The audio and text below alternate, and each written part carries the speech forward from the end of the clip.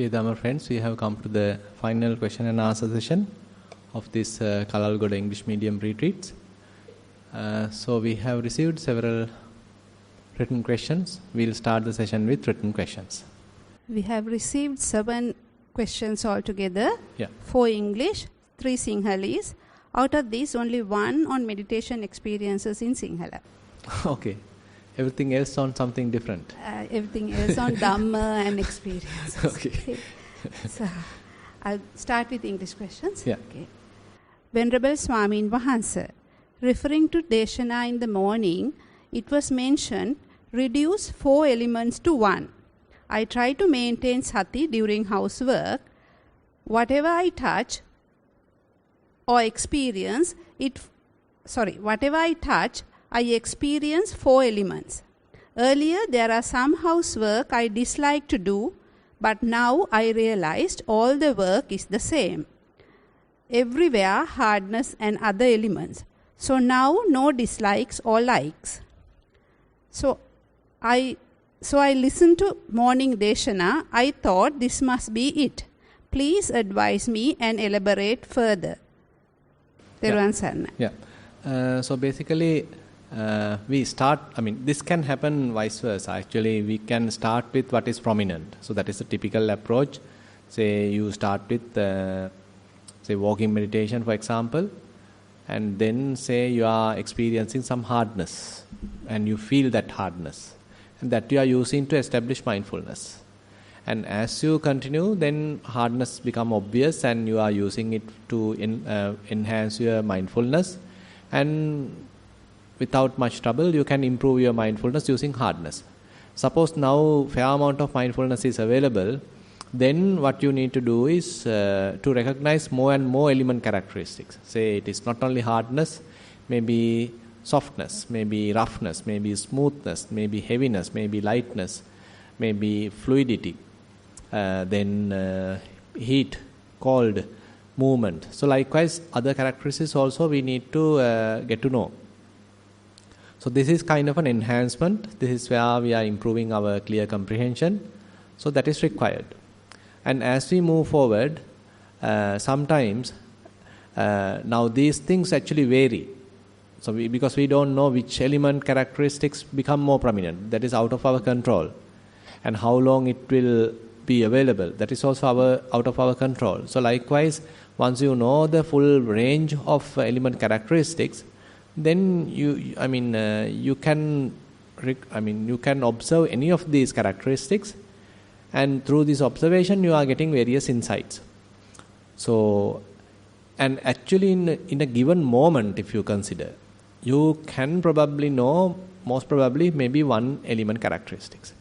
Many are available, but among them maybe 1 is coming to the forward, coming to become prominent. So at that time you may be paying attention to that. So at that time we can say, okay, now 3 others are subsided, gone to the background, and 1 has come up.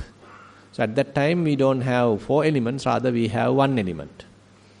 So likewise we have to proceed.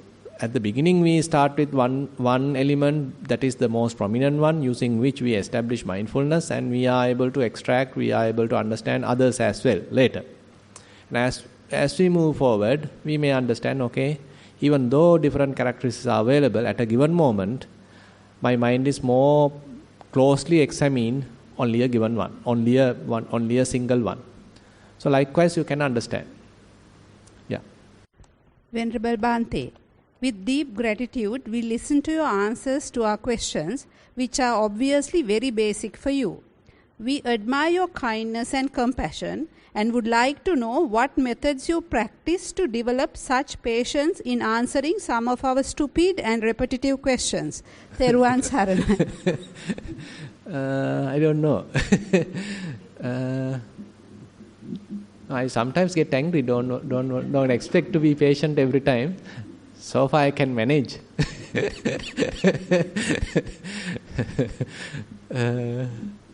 So we have to be, because that is how, I can remember how many times I have bothered my teachers again and again, going and asking various questions, especially while I was in Navayana, because that was the beginning of my monk's life. There are many times I have gone after my teachers and asking various questions, referred many books. So they were quite patient and always I'm kind to answer those questions. So with those actually I learned a lot. So we all have that same kind of situation. So when we are so enthusiastic, then we like to get that information. We like to ask some questions and clear doubts. So that is necessary. So you also will be such people. So it's not just only my characteristics. Maybe any person who is slowly developing the path, so those qualities become slowly available. So it's not unique to me. So many others are also the same. Most Venerable Bhante, much merit to you for giving us an opportunity to listen to the Zoom Sunday Dhamma session. I think the best explanation on Bhavashrava was given in your sermon today. All this time I was thinking that I do not have Bhavatanha, as my only intention is not to continue in the samsara. However, I realized that my thoughts are wrong. As you explained, I very often think of situation of playing the mother's role, elder's role, wife's role, etc. with kindness and compassion only. So all these are Bhavashrava, I guess. Please correct me if my understanding is wrong. I will listen to the sermon again on YouTube. If you feel you can elaborate more on Bhavashrava, I will appreciate it very much. May all your Dhamma desires be fulfilled in this very life. May you be healthy. Yeah, actually it's a very inherent quality we all have, the Bhavashrava, and the result is the Bhavatanha. That is how it manifests as Bhavatanha. So that is the driving force we actually have. So we want to live. So it doesn't mean that once you are free from Bhavashrava, you want to commit suicide. But here the motivation is coming through the Bhavashrava. Motivation is coming always through Bhavatanha, that I want to become someone. So that's kind of motivation is completely driving us. Actually that is required at the beginning. So therefore we don't need to confuse the teaching, thinking that at the very beginning I should not have any of these. No, you have to have some motivation. So that is why when we are dealing with, suppose you are a person who is not much moral, not a virtuous person, then assume that you meet a Kalyana Mitra, then you come across Buddha's teaching. Then you have a kind of an inclination, yes, I also have to follow the Buddha's teaching, I also have to follow precepts. Then you are becoming a moral person. So that is also becoming. So I want to be a good person. Now I am killing animals, now I am stealing, doing all sorts of bad things. Let me give up all these things, let me be a good person. So that is also Bhavatanha, but that is directed towards good side, proper side. So that is required, that is accepted. So therefore in morality, so we have some kind of a personality view. And then assume that you are now further moving towards development of concentration. So you are trying to calm down hindrances and develop concentration. So at that time also some kind of a motivation is there. Say you want to become a person with good concentration, say first jhana. So in order to achieve that, fair amount of practice is required, say diligent practice is required. So that motivation comes through Bhavatanha. Can't help. So we have to move forward with that. So therefore in concentration practice also we are not talking much about freedom from Bhavatanha, freedom from, through non-self. So those teachings are still not valid. Though they are available, still we can't apply them to morality and to the concentration. But suppose one day you are now started to practice with wisdom. There you start to specially understand the non-self characteristics. Say you are observing the body and you understand this body is not kind of a compact unit, but it is a combination of so many different components. Then you understand it is not a single thing, it's made up of many, many things. So we can't have a person here. So then who is going to be in the next moment? So now kind of a question coming from yourself. Now you can't answer that with Bhavatanha. And similarly, if you are observing your mind, say, mind has various desires. So, mind wants to become someone. So, that you understand as bhavatanha. Now, it's a kind of an investigation.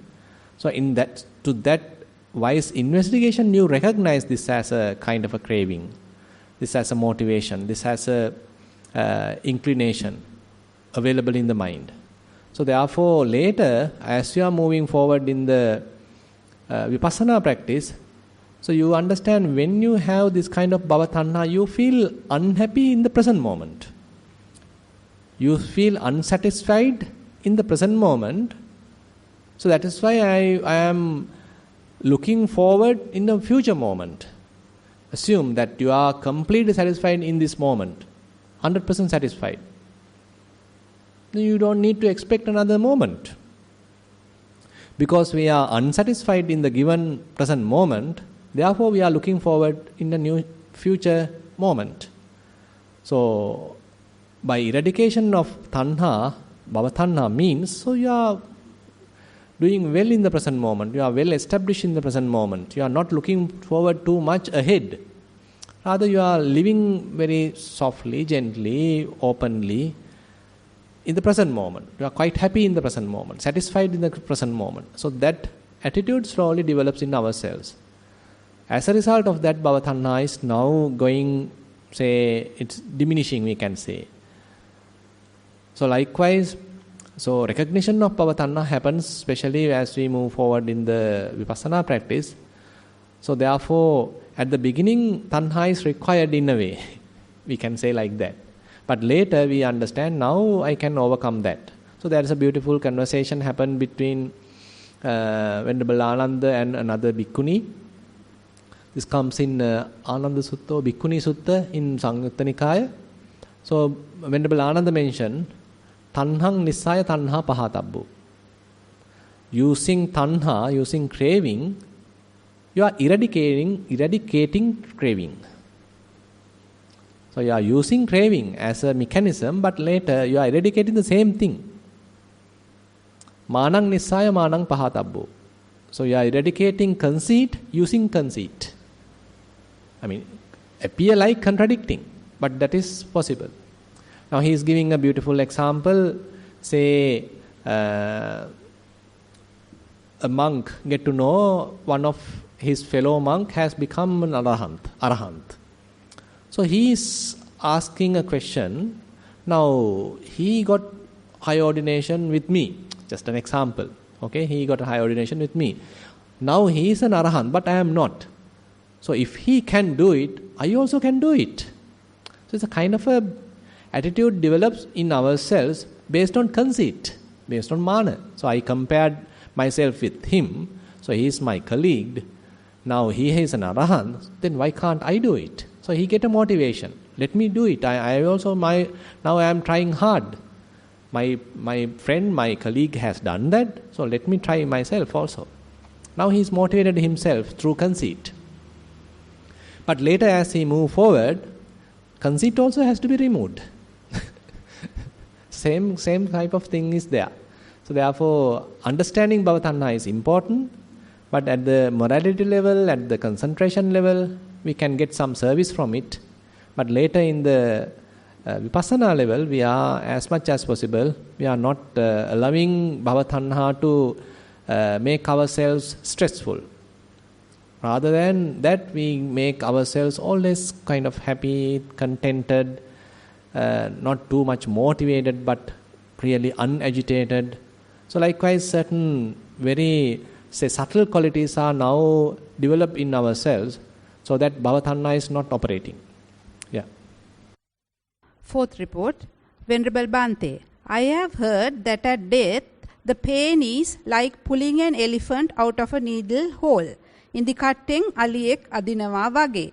However, the near-death experiences I have listened or read does not mention of a such physical pain. Can you please explain what kind of a pain explained by this saying?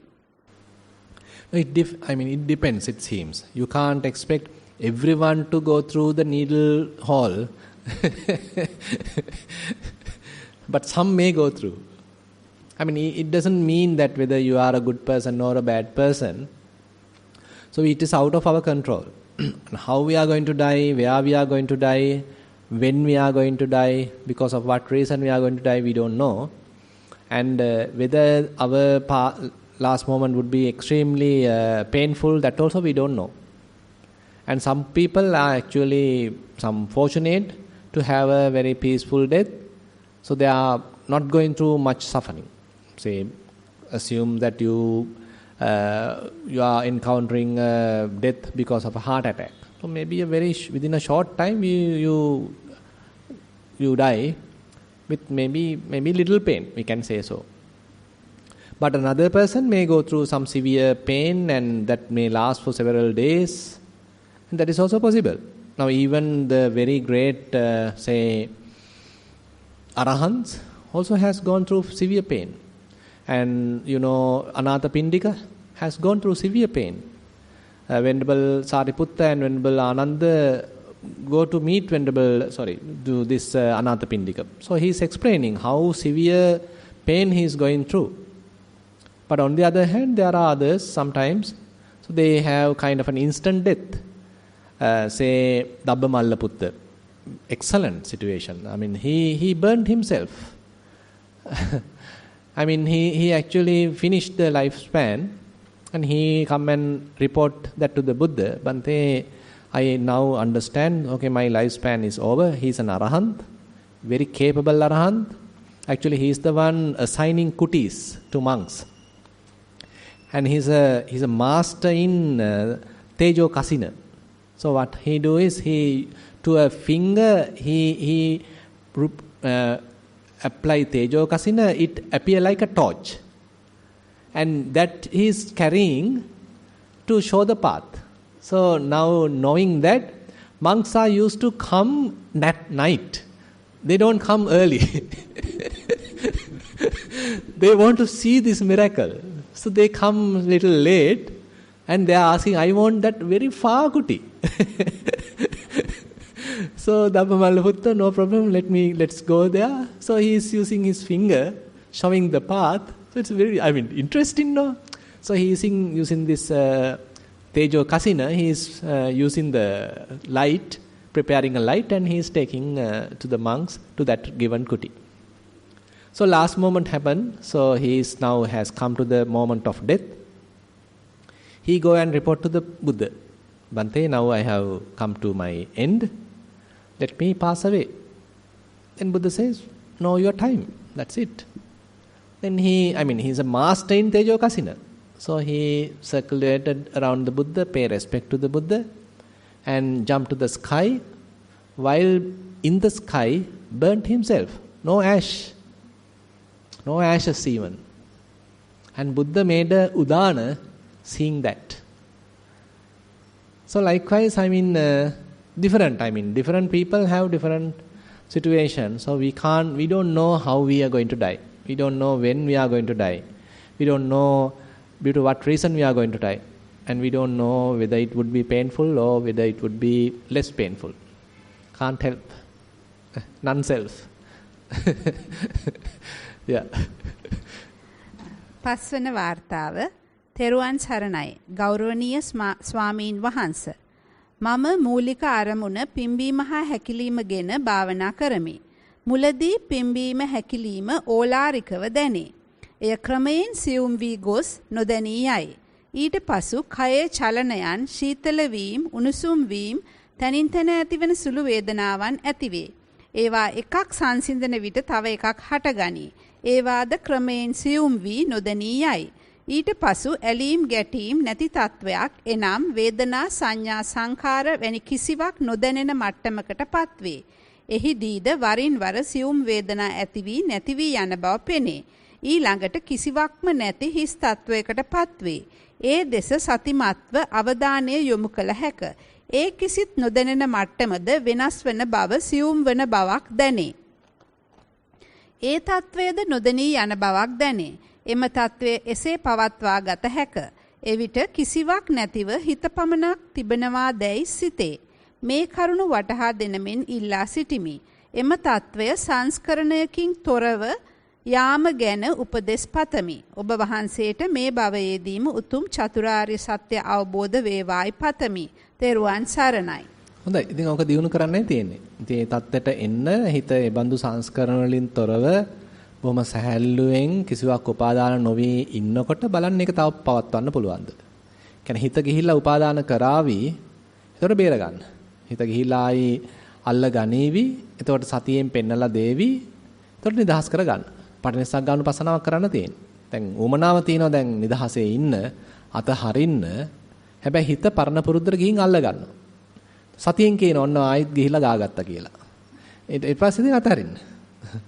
අතල්ලා ආයි ගෙට ගන්න. හොදලා ගන්න ගෙට. නිදහසේ ඉන්න. ආයිත් පුළුවන් වෙලාවක් ඉන්නවා. ආයිත් ගිහින් ඔන්න මිනිහා ආයි ගා ගන්නවා. ආයිත් සතියෙන් කියන ඔන්න ආයිත් ගිහිල්ලා වැඩේ අරද්ද ගත්තා කියලා. ආයිත් නිදහස් කළා දානවා. ඉතින් ඕකම තමයි කරන්න වෙන්නේ. ඉතින් එහෙම කරන්න අපේ එකතකින් තියෙනවා නම් අර තණ්හාව අඩු වෙනවා. මොකද දැන් හිතේ තියෙන කාම තණ්හාවට, භව තණ්හාවට මොකක්ද අනිත් එක මේ විභව තණ්හාවට ඕවටනේ ඉතින් ඔය ගිහිල්ලා ඇලෙන්නේ. ආයෙ පැටලෙන්නේ. එතකොට පැටලෙන අවස්ථාවේදී අපි මේ පැටලීම අනුමත කරන්නේ නැතිව, පැටලීමට අනුග්‍රහ කරන්නේ නැතිව අපි කරන්නේ ලියා ගන්නවා. අපි කියන්නේ අත්හැරලා දා ගන්නවා. තණ්හා වෙනුවට අත්හැරීම දාන්නේ. එතකොට ආයෙ මෙහා නිදහස් වෙනවා. මෙහෙම කරන්න තණ්හාවේ එක්තරාන්දමක අඩුවීමක්, දුර්වල වීමක්, තණ්හාවට පෝෂණය නොලැබීමක් තමයි සිද්ධ වෙන්නේ.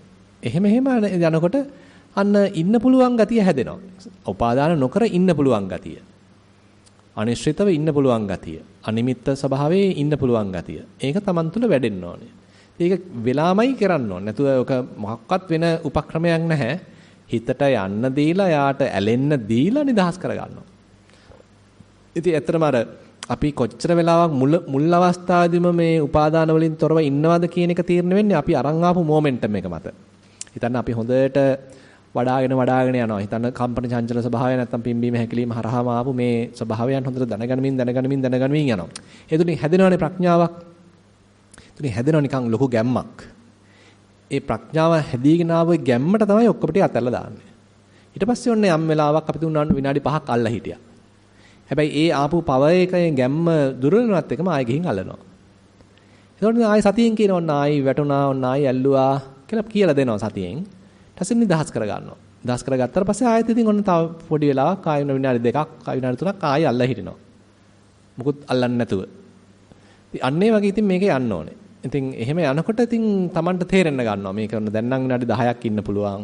දැන් නම් විනාඩි 20ක් ඉන්න පුළුවන්. 30ක් ඉන්න පුළුවන් කියලා අර විශ්වාසය ගොඩනගෙනවා Taman තුලම. දැන් තරාන්දමක සමාධි තත්වයකුත් තියෙනවා. සමාධියක අල්ලන්නේ නැතුව ඉන්නවා. මුලදී හැදෙන්නේ එහෙම. සමාධිමත් ගතියක් තුලින් හිත මොකක්වත් ඇසුරු නොකර ඉන්නවා. සමාධියේ ආරක්ෂාව යටතේ. නිකන් බංකර් එකක ඇතුලේ ඉන්නා වගේ, වැටක් ගහගෙන ඉන්නා වගේ. ඒගොල්ලෝ තමයි මේගොල්ලන්ට එන්න නොදී ඉන්නේ. ආයිත් කෙලස් වලට එන්න නොදී ඒගොල්ලෝ සමාධියෙන් ආරක්ෂාව සපයනවා. පස්සේ ඉතින් අර අද කතා කළා වගේ තේරුම් ගන්න මේ අනිමිත්ත සමාධියත් මම මේ අමාරුවෙන් පවත්න්නේ. සමාධිය දුර්වල ගමන් කැඩෙනවා. මේකත් අபிසංකතයි අபிසංචේතසිකයි කියලා තේරුම් අරගෙන දැන් බලනවා මේගොල්ලන්ට හානි කරන්නේ කවුද? මේගොල්ලන්ට ඇටැක් කරන්නේ කවුද? මේ අනිමිත්ත සමාධිය පවත්වන්න බැරි හේතු මොනවාද? එතන තියෙන රාග ද්වේෂ මෝහ. නැත්තම් උපාදාන. එහෙම නැත්නම් කාමාශ්‍රව, භවආශ්‍රව, වෛජ්ජාශ්‍රව. ඉතින් කොයි වචනයෙන් කිව්වත් කෙලස් කියලා කියන්න පුළුවන්. එතකොට එහෙනම් මේ අනිවාර්යෙන් එහෙමනම් මේ හේතු ටික නැති කරගන්න වෙනවානේ. කාමාශ්‍රය නැති කරගන්න වෙනවා. භවආශ්‍රය නැති කරගන්න වෙනවා. විජ්ජාශ්‍රය නැති කරගන්න වෙනවා. නැත්නම් අනුසය නැති කරගන්න වෙනවා. ඉතින් අන්නේ විදිහට දැන් මෙයා වැඩේ පටන් ගන්නවා. කෙලස් පුළුවන් තරම් මේ දුර්වල කරගෙන කෙලස් දුරුවන් තරම් දැක ප්‍රහාණය කර ඒවට අහු නොවි ඉන්න උත්සාහන්ත වෙනවා. ඉතින් එතකොට යන්නේ කෙලස් ප්‍රහාණය කරන මාර්ගයක.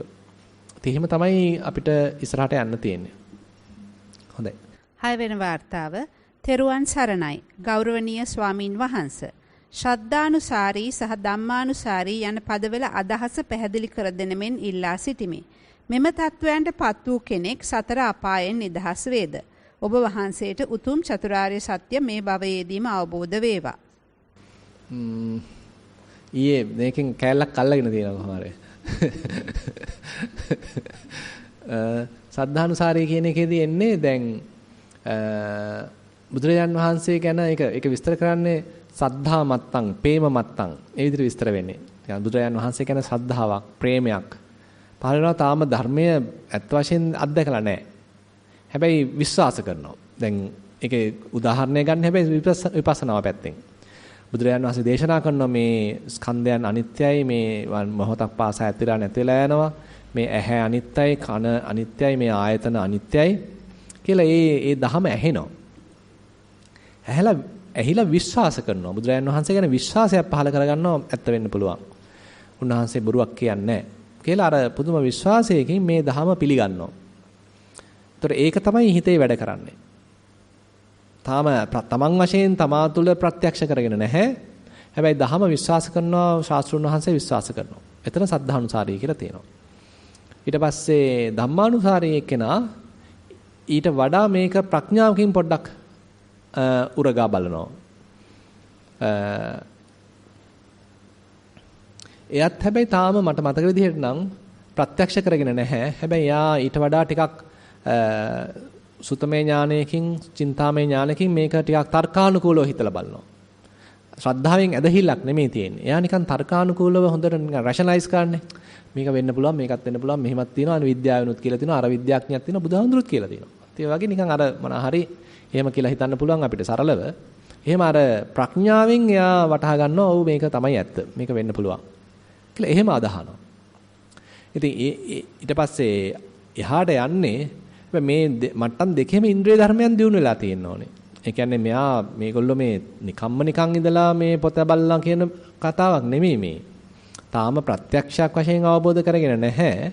හැබැයි යම් පමණකට ඉන්ද්‍රිය ධර්මයන් මේ අයගේ තුළ දියුණු වෙලා තියෙනවා.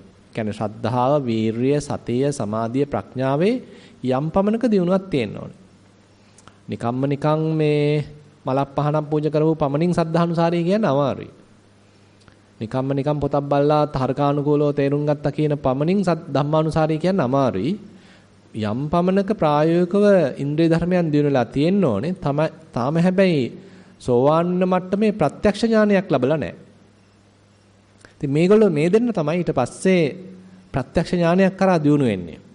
ඒ කියන්නේ එයා දැන් මේ අනිත්‍යයි කියලා බුදුහාඳුරෝ කියපු එක දිනු කරගත සමාධියක් පාවිච්චි කළා එක්ක රූපයට යොදලා, එක්ක වේදනාවන්ට යොදලා, එක්ක හිතටම යොදලා තමා තුළම බලනවා ඇත්තද කතාව කියලා. දැන් ඒ අදහනවා නෙමෙයි, විශ්වාසය මත නෙමෙයි, එයාම පරිශ්‍රණය කරනවා. ආර්ය පරිශ්‍රණයක් කළා බලනවා. එතකොට හිතන්න Tamanට තේරෙනවා කියලා. ඒතර මේ හිතාගත්ත නිසා නෙමෙයි, ඇදහුව නිසා නෙමෙයි, හොඳට අවධානයෙන් ඉන්නවා. එතකොට පේනවා මේගොල්ලෝ අනිත්‍ය වෙන හැටි. මේවා කැඩලා බිඳලා යන හැටි, ඇතුළලා නැතිලා යන හැටි එයාටම පේනවා. අස්පනා අපිට පේනවා. එතකොට ඉතින් ආයේ මේ බුදුහාඳුර කියපු නිසා නෙමෙයි මේක අනිත්‍ය වෙන්නේ. අස්පනා අපිටම දැකලා ප්‍රත්‍යක්ෂ ඥානයක් වශයෙන්ම තේරුම් ගිහිල්ලා. අන්න එතකොට කියන්න පුළුවන් ඒ මට්ටම තව ඉතින් ගිහාල් අපි නෙමෙයි බඳු ප්‍රත්‍යක්ෂ ඥානයක් සහිතව සක්කාය දිට්ඨිය දුර වෙලා ගියා නම් ඔන්න සෝතාපන්න කියලා කියනවා. අන්න ඒ වගේ තමයි වටහා ගන්න වෙන්නේ. හරි. වාර්තාංක 7 ගෞරවනීය ස්වාමීන් වහන්සේ සම්මර්ෂණ ඥානය යන්න පහදා දෙනමෙන් ඉල්ලා සිටිමි. දෙවැනි එක පංච උපාදානස්කන්ධය භාවනාවකදී සම්මර්ෂණය කරන්නේ කෙසේද යන්න පහදා දෙනමෙන් කරුණාවෙන් ඉල්ලා සිටිමි. තෙරුවන් සරණයි.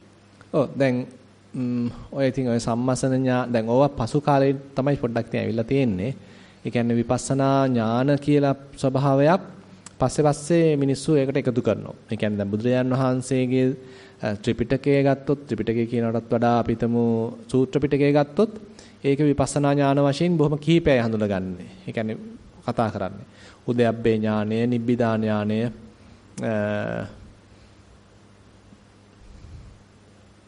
වගේ කීපයක් තමයි කතා කරන්නේ. හැබැයි පස්සේ ඒවා තව ඇනලයිස් කරන්න ගිහිල්ලා තව බෙදන්න ගිහිල්ලා ඊට පස්සේ කතා කරනවා නව මහා විදර්ශනා ඥාන, දස මහා විදර්ශනා ඥාන, සෝලස මහා විදර්ශනා ඥාන.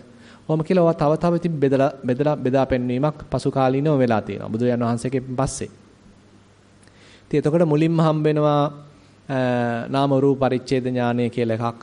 ඊට පස්සේ එනවා පච්චේ පරිග්ඝහ ඥානය කියලා එකක්. ඊට කලින් එන්නේ මට සම්මසන ඥානය.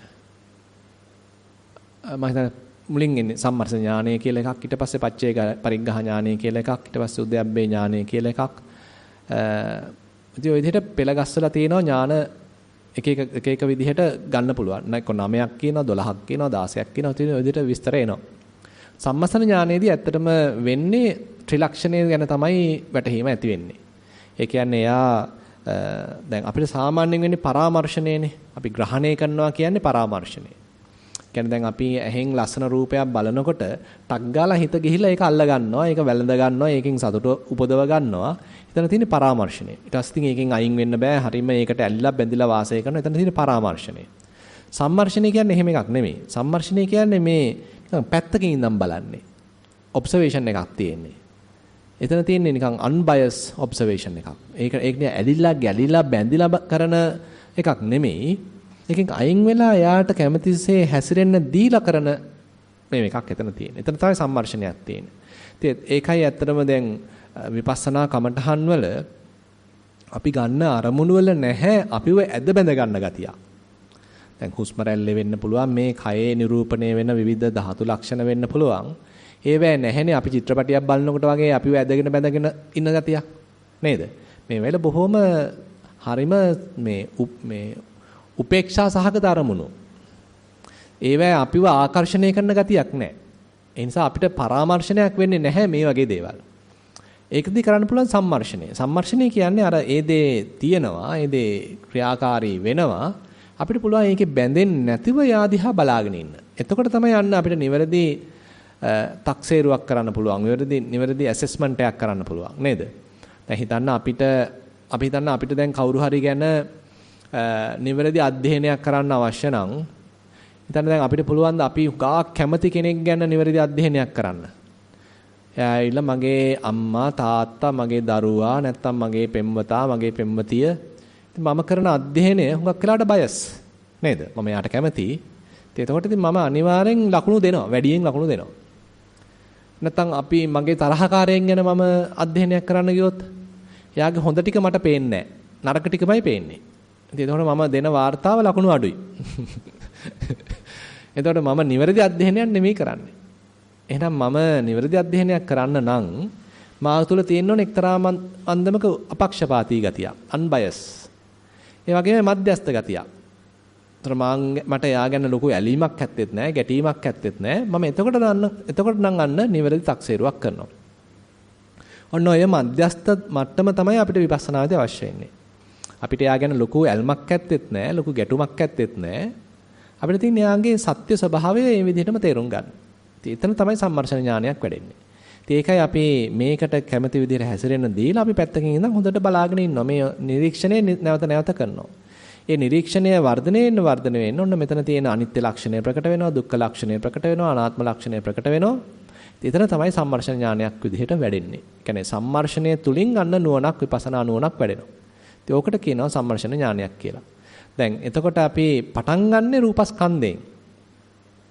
ඒ රූපස්කන්ධය තමයි අපි අසුරු කරන්නේ කායानुපස්සනාවේදී. ඒක තව එහාට යනකොට ඔන්න වේදනාස්කන්ධය ගැනත් අපි ඒ බඳුම අවබෝධයක් ඇති කරගන්න. එතන සම්මස්තන ඥානයක් දිනුන වේදනාස්කන්ධය මුල් කරගෙන. ඊට පස්සේ චිත්තානුපස්සනා ධම්මානුපස්සනා මට්ටමකට එනකොට එතකොට සංඥාස්කන්ධය, සංස්කාරස්කන්ධය, විඥානස්කන්ධය මුල් කරගෙනත් ඔන්න සම්මර්ෂණ ඥානයක් දිනු වෙනවා. එතකොට පටන් ගත්ත රූපස්කන්ධය උනාට පස්සෙත් ඒක තව එහාට යනවා. එතකොට රූප උපාදානස්කන්ධය, වේදනා උපාදානස්කන්ධය. එතකොට මේ ස්කන්ධ ගැන හොඳ අවබෝධයක් එන්න පටන් ගන්නවා. හරි. එච්චරයි නේ? එච්චරයි. හරි. කාට හරි වෙන ප්‍රශ්නයක් තියෙනවා නම් ඉදිරිපත් කරන්න පුළුවන්. තව ටිකක් වෙලා තියෙනවා. තියෙනවද ප්‍රශ්න? ප්‍රශ්න ඉවරයි. Is there any questions by anyone or like any experiences to explain? We have more time. Right. So then we can wind up today's session as well as the Kalalgoda English Medium Retreat, January session. Today, breakfast dana was offered by Chaminda Abesingha and his sister Gayani Abesingha on memory of late Mrs. Sujata Abesingha and blessings for Chaminda Abesingha's family. Today, lunch dana was offered by Dilhara Fernando on view of her birthday today. So wish you happy birthday. Then actually we have come to the conclusion of today's program. So it's after a long time we conducted the whole 3-day program, and a new addition has happened today early morning, because I combined that with the Sinhala program. I hope that you get some benefit. And again, there are many people are asking about Kalalgoda retreat now, and they are asking, like Aruna Manatunga, he wants to publish it in Damsara, and maybe we have to tell when we are going to have the next retreat. I will inform the Ilhara, because I also have a little doubt when can I have the next one. So many are benefiting, that is good, and so let's try to continue this as much as possible, because it's nice to see that many of you were able to practice even when COVID situation is available. Somehow you are able to continue your practice. That is something interesting. And Nissarana also we have started retreats now, back to normal, but with less capacity. Typically we can accommodate 100 yogis, but now we are going for 50 yogis we are allowing now, and now typical retreats are started. And again on Sundays actually I conduct mindfulness for young adult session, that is starting at 1:30 p.m. and going till around 4 p.m. And today actually I have cancelled that. And if any of you are interested in participating in that and reading questions, I welcome. Because it is also conducted through Australia, hosting by Australian some of yogis. And if any of you are interested, you can participate, and they are in search of some volunteers to present the questions. So that is another information I like to share with you. So then we can share merits. So today also we have accumulated some merits by hearing Dhamma and participating into Dhamma discussion and practicing mindfulness, concentration and wisdom. So these ways we are able to accumulate some merits. Let's share these merits with all the past available relatives, all the beings in need of merits, with all the celestial beings, and we wish, may these all merits help us also to attain path fruition Nibbana. While keeping these good wishes in ourselves, let's recite the traditional verses. Ettavatacha amhehi sambatang punya sampadang sabbe deva anumodantu sabba sampatti siddhya. Ettavatacha amhehi sambatang punya sampadang sabbe bhuta anumodantu sabba sampatti siddhya. Ettavatacha amhehi sambatang punya sampadang sabbe satta anumodantu sabba sampatti siddhya. Akasattha ca bummattha devanaga mahiddika punyantang anumoditva chirang rakhantu sasanang. Akasattha ca bummattha devanaga mahiddika punyantang anumoditva chirang rakhantu desanang. Akasattha ca bummattha devanaga mahiddika punyantang anumoditva chirang rakhantu mamparang. Idang vo ñātīnaṃ hotu sukita hontu ñātayo. Idang vo ñātīnaṃ hotu sukita hontu ñātayo. Idang vo ñātīnaṃ hotu sukita hontu ñātayo. Imina punya kammena māme bāla samāgamo satang samāgamo hotu yāva nibbāna pattiyā. Imina punya kammena māme bāla samāgamo satang samāgamo hotu yāva nibbāna pattiyā.